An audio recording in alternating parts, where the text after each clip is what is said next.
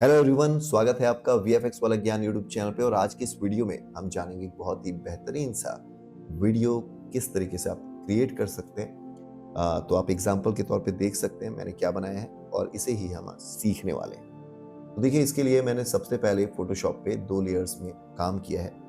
पहले लेयर्स पे मैंने जो टॉप वाला लेयर है उस पे ये डेली क्रॉनिकल का एक न्यूज़ रख लिया है और सेकंड लेयर पे मैंने रखा हुआ है ये डेस्कटॉप के साथ एक सिंपल सा इमेज। तो ये मेरा बैकग्राउंड है और ये जो है, ये जो न्यूज़ है, ये मैंने तैयार कर लिया। ओके, तो अब इसके बाद इस फाइल को मैंने कंट्रोल एस कर दिया, यानी फाइल को सेव कर दिया paper.phd फॉर्मेट। अब आते हैं आफ्टर इफेक्ट पे। देखिए, आफ्टर इफेक्ट पे आने के बाद आप चाहें तो डायरेक्टली जो फोटोशॉप की फाइल है उसको आप इंपोर्ट कर सकते हैं। तो मैंने यहाँ पे सिंपली पेपर लिखा और जब आप इसको इंपोर्ट करते हैं तब आप यहाँ से इंपोर्ट काइंड में कंपोजिशन रिटेन लेयर साइज के साथ इसको इंपोर्ट करें, ओके कर दें। तो आप देखेंगे कि ये पेपर वाला एक कॉम्प तैयार हो चुका है। डबल क्लिक करता हूँ तो इसमें लेयर 1 लेयर 2 दो लेयर्स आ चुके हैं जैसे फोटोशॉप पे थे। अब मैं क्या करता हूँ, दोनों में से कोई भी लेयर आपको सिलेक्ट नहीं रखना है, बाहर क्लिक कर दें। शेप टूल में से आप ले लें रेक्टेंगल टूल और मैं चाहता हूँ ये 1800 सब्सक्राइबर को हाईलाइट करना। तो मैंने 1800 सब्सक्राइबर को कुछ इस तरीके से शेप से हाईलाइट किया। फिल कलर में मैं ले लेता हूँ यहाँ पे येलो कलर और स्ट्रोक को कर देता हूँ यहाँ से नन। ओके, अब मैं क्या करने वाला हूँ, अब मैं इस शेप को एनिमेट करने वाला हूँ। एनिमेट करने के लिए सबसे पहले तो मैं इसके पावट पॉइंट को यहाँ रख लेता हूँ इस पॉइंट पे और उसके बाद सिलेक्शन टूल का यूज करके मैं इसको इस तरीके से स्केल करूँगा। ओके, तो अब सिंपल है, यहाँ पे आ गए रेक्टेंगल 1 पे और ये जो रेक्टेंगल पाथ है यहाँ पे अगर मैं आ जाऊँ तो आप देख सकते हैं यहाँ पे कई सारे ऑप्शन है, जैसे कि साइज का ऑप्शन है। ओके, और अगर इसको मैं ऑफ करता हूँ तो ये आपका वाई एक्सिस और ये आपका एक्स एक्सिस है। इसके अलावा पोजीशन का ऑप्शन है और राउंडनेस का ऑप्शन है। अब अगर मैं इस पे देखूँ स्ट्रोक पे, यहाँ पे स्ट्रोक से रिलेटेड ऑप्शन है जो कि मैंने यहाँ पे नन करके रखा हुआ है और यहाँ पे फिल कलर से रिलेटेड ऑप्शन है। आप चाहें तो बाद में फिल कलर को चेंज भी कर सकते हैं, मैं इन कलर को चेंज होते हुए भी दिखा सकते हैं। तो ये एनिमेशन है। उसके बाद अगर हम यहाँ पे आ जाएं तो आपको यहाँ पे रेक्टेंगल का ट्रांसफॉर्म मिल रहा है जहाँ पे ये इसका एंकर पॉइंट है जिसको आप एनिमेट कर सकते हैं। पोजीशन है और अगर मैं इसको ऑफ कर दूँ तो ये स्केलिंग है। तो चलिए इसी स्केलिंग पे हम की फ्रेम देते हैं।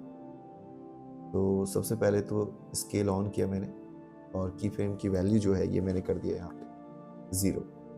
इसके बाद यहाँ पे प्ले करता हूँ मैं और इतने देर में मैं चाहता हूँ कि ये इस तरीके से स्केल होके आ जाए। तो अभी आप देखेंगे कि हमारा एनिमेशन कुछ ऐसा बन चुका है।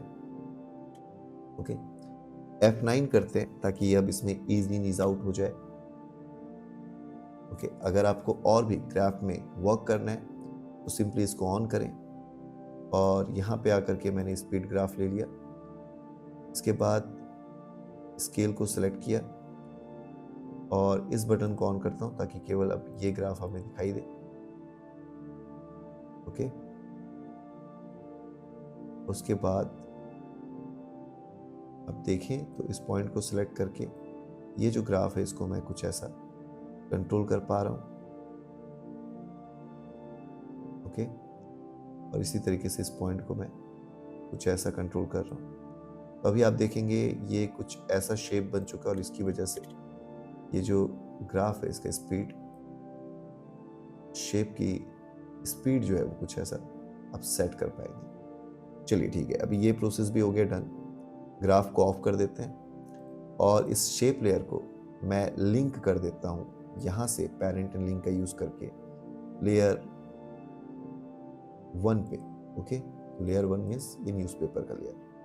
अब होगा क्या, आप लेयर 1 पे मैं जो भी एनिमेशन दूंगा, जैसे कि यहाँ पे भी मैं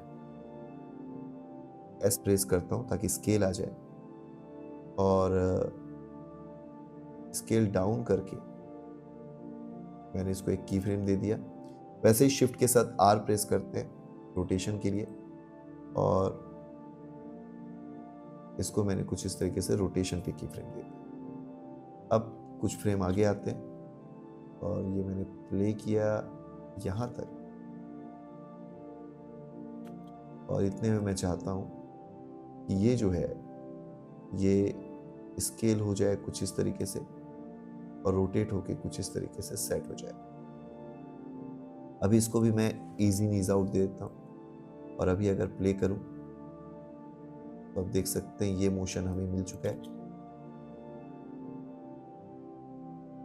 ओके, अभी अगर मैं इसके भी ग्राफ में काम करूं, जैसे रोटेशन के ग्राफ में या फिर स्केल के ग्राफ में, तो आपको ग्राफ एडिटर की ज़रूरत पड़ेगी।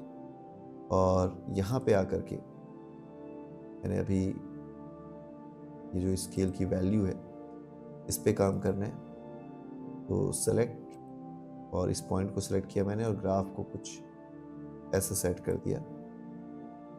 ओके, अब इतने की वजह से आप देखेंगे कि ये कुछ इस तरीके से बीच में आपको इसका स्पीड बढ़ते हुए दिखेगा और फिर ये स्लो होता दिखेगा। इसी तरीके से अगर रोटेशन पे आ जाए तो रोटेशन के भी ग्राफ को मैं कुछ इसी तरीके से सेट कर लेता हूँ, तो आपको इसके रोटेशन की भी स्पीड आपको कुछ इस तरीके से देखने को मिलेगी। तो अभी ये हो गया। अब लेयर 1 पे हमने काम कर लिया। इन तीनों लेयर को मैं यहाँ से 3D बना देता हूँ, और लेयर 2 जो है इसके पोजीशन पे आते हैं, यानी P प्रेस किया मैंने, इसको थोड़ा पीछे सेट कर देता हूँ मैं कुछ ऐसा, और स्केलिंग जो है तो नॉर्मली शिफ्ट के साथ थोड़ा स्केल कर देते हैं ऐसा। ओके, एक न्यू लेयर लेते हैं, न्यू कैमरा लेयर लिया मैंने। ओके, और अभी इस कैमरे की प्रॉपर्टी की अगर बात करें तो यहाँ पे कैमरा ऑप्शन है, जहाँ पे डेप्थ ऑफ फील्ड का ऑप्शन है, इसके अलावा जूम का ऑप्शन है, यहाँ पे फोकस डिस्टेंस है। तो अगर मैं यहाँ पे फोकस डिस्टेंस को अभी के लिए 100 करूँ तो आपको कुछ ऐसा ब्लर लगेगा, और अभी थोड़ा वैल्यू को इंक्रीज करता हूँ तो आप देखेंगे कि ये इस तरीके से फोकस से डीफोकस होता हुआ दिखाई देगा। तो मैं इसको शुरुआत यहाँ से करता हूँ एक की फ्रेम देके, और यहाँ आते तक इसके फोकस को कुछ ऐसा सेट कर देता हूँ। तो आप देखेंगे कि ये डीफोकस से इस तरीके से फोकस होता हुआ दिखाई देगा।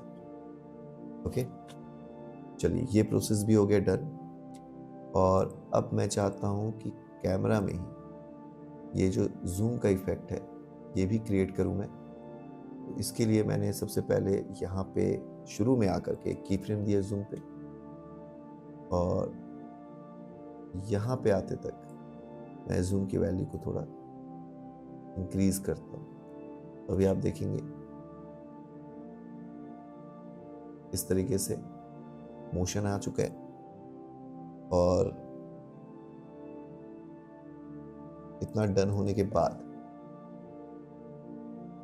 अब ये जो येलो कलर है, इस येलो कलर को मैं इसके साथ ब्लेंड करना चाहता हूँ। तो ब्लेंडिंग के लिए यहाँ पे ऑप्शन दिया हुआ है, जैसे कि नॉर्मल, डिसॉल्व, डांसिंग डिसॉल्व, इस तरीके से। तो अभी इस पे ही अगर मैं इसके ब्लेंडिंग को चेंज करना चाहता हूँ तो शिफ्ट माइनस शिफ्ट प्लस का यूज़ कर सकता हूँ। जैसे मैंने अभी यहाँ पे शिफ्ट माइनस का यूज़ करते हुए मैंने रखा हुआ है यहाँ पे डार्कन, और केवल इतने की वजह से आप देखेंगे कि येलो कलर का एक हाईलाइट आ रहा है और 1800 सब्सक्राइबर्स हाईलाइट हो रहे हैं, जो कि मेरे चैनल के सब्सक्राइबर हो चुके हैं। और मैं उसके लिए थैंक यू कहना चाहता हूँ आप सभी को कि आपने इस चैनल को सब्सक्राइब किया। इसी तरीके से आप एक्टिव रहें इस चैनल के साथ, मैं नए नए वीडियोज़ लेकर के आता रहूँगा। वीडियो को लाइक करें, कमेंट करें, और जो भी वीडियो आपको पसंद आए उसे आप दूसरों तक भी ज़रूर शेयर करें। तो आज की इस वीडियो